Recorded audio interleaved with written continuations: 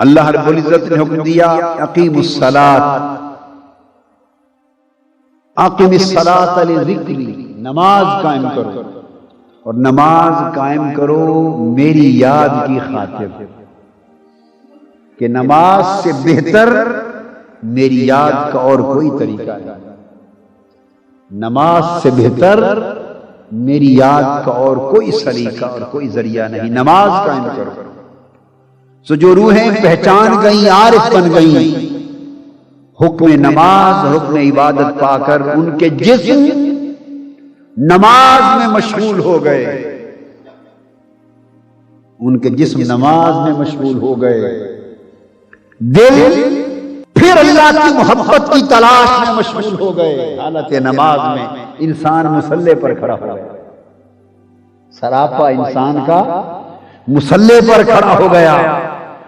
جن روحوں کو یاد آ گیا، جنہیں پھر اس کی پہچان ہو گئی، جو پھر اپنے وطن کی طرف پلٹ گئیں، جنہوں نے پھر اپنا رشتہ محبت اپنے مولا سے جوڑنے کا فیصلہ کر لیا، جنہوں نے پھر اپنا تعلق بندگی زندہ کر لیا، وہ مصلی پر آ گئے، ان کے جسم نماز میں مشغول ہو گئے، ان کے دل اس کی محبت کی تلاش میں مشغول ہو گئے، ان کی روح اس کے قرب کی تلاش میں مشغول ہو گئی، اور ان کے باطن اس کے وصال اور اس کے دیدار کی تلاش میں مشغول ہو گئے۔ جب رب کائنات نے دیکھا اب یہ ہے میرا بندہ، دیکھو اس کا جسم میرے ذکر میں مشغول ہے، اس کا دل میری محبت میں مشغول ہے، اس کی روح میرے قرب میں مشغول ہے، اس کا باطن میرے وصال میں مشغول ہے۔ جب بندے کا ظاہر اور باطن ہر ایک سے کٹ گیا اور اس کا ہر لطیفہ، ہر انگ اسی سے مشغول ہو گیا، اس نے کہا اسے میری توحید کی سمجھ آ گئی۔ تو توحید یہ ہوئی کہ جس کا ظاہر و باطن ہر غیر سے کٹ کے اسی میں مشغول ہو گیا، جس کا جسم اس کی نماز اور عبادت میں لگ گیا ہے، جس کا دل اس کی محبت میں لگ گیا ہے، جس کی روح اس کی قربت میں لگ گئی ہے، جس کا باطن اس کے وصال میں لگ گیا ہے، نہ اس کے لطیفہ ظاہر کو غیر سے غرض رہی، نہ لطیفہ نفس کو غیر سے غرض رہی، نہ لطیفہ قلب کو غیر سے غرض رہی، نہ لطیفہ روح کو غیر سے غرض رہی، نہ لطیفہ سر کو غرض رہی، نہ خفی کو غرض رہی، نہ اخفا کو غرض رہی، جسم بھی اسی سمت ہے، جسم کا رخ اس کے کعبے کی طرف ہے، دل کا رخ کعبے کے رب کی طرف ہے۔ جس کا ظاہر و باطن ہر شے اللہ کی یاد، اللہ کی طلب، اللہ کی محبت، اللہ کی قربت، اللہ کی طاعت اور اللہ کی معرفت، ہر شے اللہ کی معرفت کی طرف چل پڑی، تو وہ بندہ توحید کے سفر پہ چل پڑا۔ توحید کے عاشقوں نے کہا یہ توحید ہے، کئی تھے جن کی توحید جھگڑے میں پھنس گئی، مناظرے میں پھنس گئی، دنگے فساد میں پھنس گئی، فتووں میں پھنس گئی، جنہوں نے پیا نہ تھا وہ جھگڑے میں الجھ کے رہ گئے،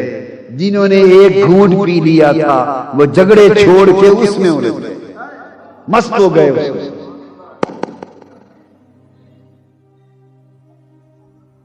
تو توحید کا آغاز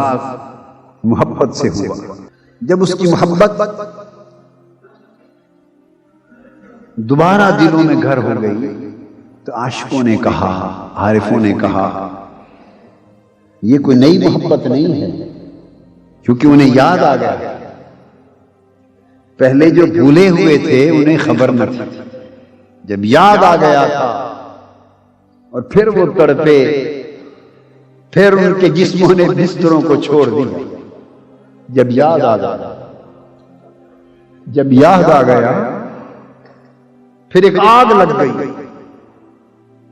پھر انہوں نے بستروں کو چھوڑ دیا، جب وہ رات کی تنہائیوں میں بستر چھوڑ کر کھڑے ہو گئے، اوپر سے آواز آئی تتجافی جنوبہم عن المضاجع، دیکھو یہ میرے بندے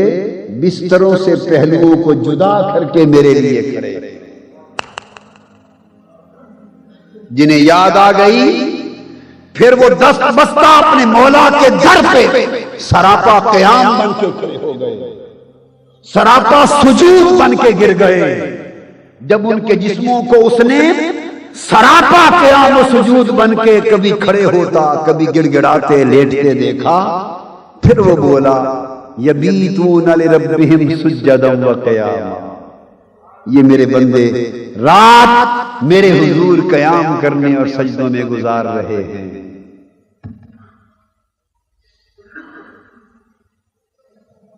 اور پھر عاشقوں کو یاد آیا تو وہ بول اٹھے، کسی نے کیا خوب کہا کہ دل ازل سے ہے، کوئی آج کا شاید آئی ہے، دل ازل سے ہے کوئی آج کا شاید آئی ہے، تھی وہ ایک چوٹ پرانی جو ابھر آئی،